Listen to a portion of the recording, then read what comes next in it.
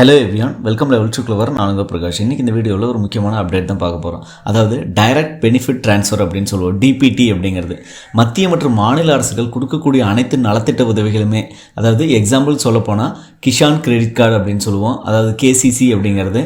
அது போக பார்த்தீங்க அப்படின்னா தமிழகத்தில் கொடுக்கக்கூடிய தமிழ் புதல்வனாக இருக்கட்டும், அதே மாதிரி நான் முதல்வன் திட்டம், அதுக்கு அடுத்து பார்த்திங்கன்னா புதுமை பெண் திட்டம், மகளிர் உரிமை தொகை திட்டம், இந்த மாதிரி அனைத்து விதமான திட்டங்களும் பார்த்திங்கன்னா டைரக்ட் பெனிஃபிட் ட்ரான்ஸ்ஃபர் மூலமாக தான் மக்களை சென்றடையுது.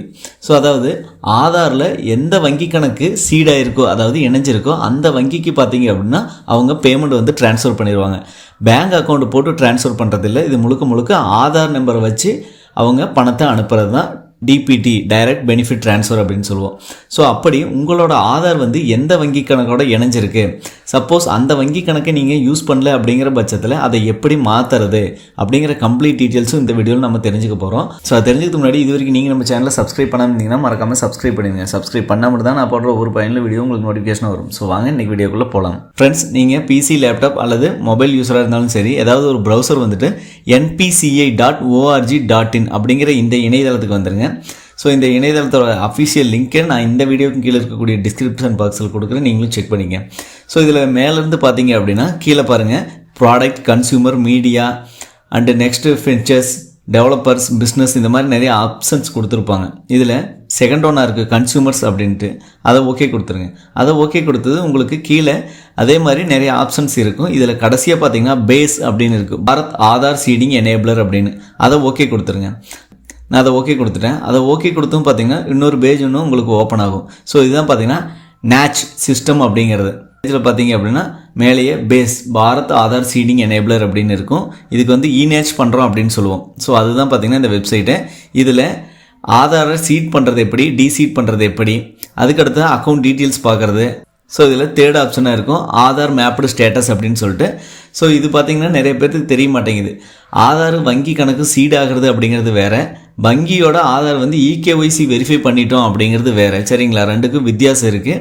ஸோ ஆதார் மேப்டு ஸ்டேட்டஸ் அப்படிங்கிறது நீங்கள் 10 வங்கி கணக்கு வச்சுருந்தீங்க அப்படின்னாலுமே ஆதார் ஒரே ஒரு வங்கி கணக்கோட தான் இந்த சீடு ஆகிருக்கும். சரிங்களா, அதை நாம் புரிஞ்சுக்கணும். ஃபஸ்ட்டு நீங்கள் நிறைய மல்டிபிள் பேங்க் அக்கௌண்ட் வச்சுருப்பீங்க, ஆனால் எல்லாத்துலேயும் பார்த்தீங்க அப்படின்னா நீங்கள் போய்ட்டு ஆதார் மூலமாக தான் நீங்கள் ஓப்பன் பண்ணியிருப்பீங்க பேங்க் அக்கௌண்ட்டு. ஸோ அப்போ நான் ஆல்ரெடி ஓப்பன் பண்ணிட்டேன், ஸோ நான் இது சீட் பண்ண தேவையில்லையா அப்படின்னா அப்படி கிடையாது. கண்டிப்பாக பேங்கில் டிபிடி, டைரக்ட் பெனிஃபிட் ட்ரான்ஸ்ஃபர் அப்படிங்கிற இந்த வழிமுறைகள் மூலமாக நீங்கள் பண்ணீங்க அப்படின்னாலா, அதாவது பேங்க் மூலமாகவும் பண்ணலாம் அல்லது நீங்கள் ஆன்லைன் மூலமாகவும் பண்ணலாம். ஸோ சில வகையான பேங்க்கு மட்டும்தான் பார்த்தீங்க அப்படின்னா ஆன்லைனில் ஃபெசிலிட்டி இருக்குது. ஸோ மல்டிபிள் பேங்க்கு பார்த்தீங்க அப்படின்னா ஆன்லைனில் ஃபெசிலிட்டி இல்லை, நீங்கள் டைரெக்டாக போய்ட்டு தான் பண்ணணும். எஸ்பிஐயாக இருக்கட்டும், ஸோ மற்ற வங்கிகள்லாம் பார்த்தீங்க அப்படின்னா நீங்கள் டைரெக்டாக போய்ட்டு டிபிடி பண்ணணும். சரிங்களா, வங்கிக்கே போய்ட்டு உங்களோட ஆதார் கார்டு எடுத்துகிட்டு போகணும், உங்கள் வங்கி கணக்கு கொண்டு போகணும். ஸோ நான் ஆல்ரெடி சொன்ன மாதிரி தான், ஒரு நிறைய பேங்க் அக்கௌண்ட் வச்சுருக்கீங்க, 4-5 பேங்க் அக்கௌண்ட் வச்சுருந்தீங்க அப்படின்னாலுமே ஆதார் அப்படிங்கிறது ஒன்றோட மட்டும்தான், ஒரே ஒரு வங்கி கணக்கான மட்டும்தான் சீடாக இருக்கும். அதை நம்ம எப்படி தெரிஞ்சுக்கிறது அப்படின்னு தான் இதில் பார்க்க போகிறோம்.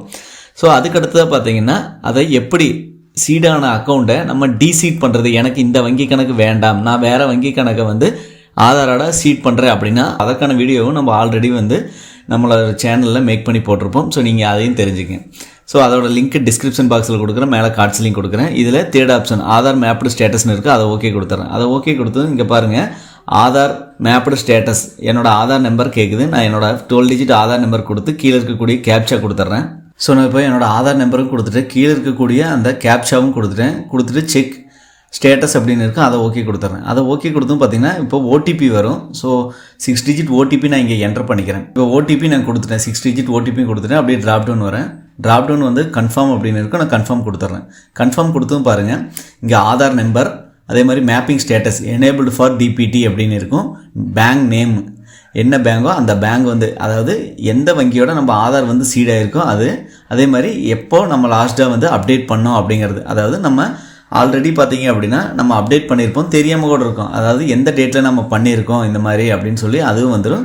மேண்டேட் ஃப்ளாக், அதுவும் பார்த்தீங்கன்னா எஸ்ன்னு வரும். ஸோ இந்த மாதிரி வழிமுறைகள் மூலம் தான் பார்த்தீங்க அப்படின்னா நம்ம நம்மளோட ஆதார் பேங்கோட சீடாயிருக்கா இல்லையா அப்படின்னு சொல்லி பார்க்க முடியும். எந்த வங்கி கணக்கு சீடாயிருக்கு அப்படின்னு சொல்லிட்டு இந்த வழிமுறைகள் மூலமாக நம்ம ஈஸியாக தெரிஞ்சுக்கலாம். ஸோ இதற்கு அடுத்ததாக பார்த்தீங்க அப்படின்னா இந்த மாதிரி பேங்க் அக்கௌண்ட் நான் ஆட் பண்ணியிருக்கேன், ஆல்ரெடி வந்து சீட் ஆகிருக்கு, நான் இதை வந்து சேஞ்ச் பண்ணணும் அப்படின்னா அதுக்கு ஃபஸ்ட்டு ஆப்ஷன் இருக்கும் ஆதார் சீடிங் அப்படின்னு சொல்லிட்டு. இதை வந்து நம்ம ஓகே கொடுத்துக்கலாம். இதில் நம்மளோட ஆதார் நம்பர் அதேமாதிரி சீடுனா சீட் ஆகிருக்கு, நான் சேஞ்ச் பண்ணுறேன் அப்படின்னா டிசீட் பண்ணிக்கலாம். ஓகேங்களா, டிசீட் பண்ணிவிட்டு நான் புதுசாக வந்து சேஞ்ச் பண்ணுறனாலும் பண்ணிக்கலாம். சீடிங் அப்படின்னா புதுசாக வந்து நான் இப்போது இது வரைக்கும் என்னோடது சீட் ஆகலை அப்படிங்கிற பட்சத்தில் நம்ம சீட் பண்ணுறது. அதுலேயும் பார்த்திங்கன்னா கம்மியான பேங்க் மட்டும்தான் வந்து ஆன்லைன் மூலமாக பண்ணுற மாதிரி இருக்கும். ஸோ நமக்கு தெரிஞ்ச பேங்க்ஸ் எல்லாம் பார்த்திங்கன்னா Canara bank, Indian bank, Punjab and Sind bank, Indian overseas bank, bank of India, அதுபோக union bank of India, bank of Maharashtra. So அதுக்கடுத்து பார்த்திங்க அப்படின்னா Punjab national bank, Baroda bank, UCO bank. So அதுக்கடுத்து பார்த்திங்க அப்படின்னா பேங்க் ஆஃப் பரோடா. இது எல்லாமே பார்த்திங்க அப்படின்னா இருக்கும்.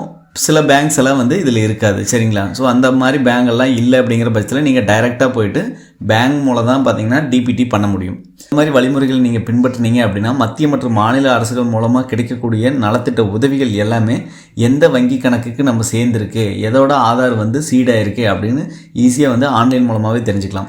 மற்ற வீடியோவில் சந்திக்கும் வரை உங்களிடமிருந்து விடைபெறுவது உங்கள் பிரகாஷ். By, taker.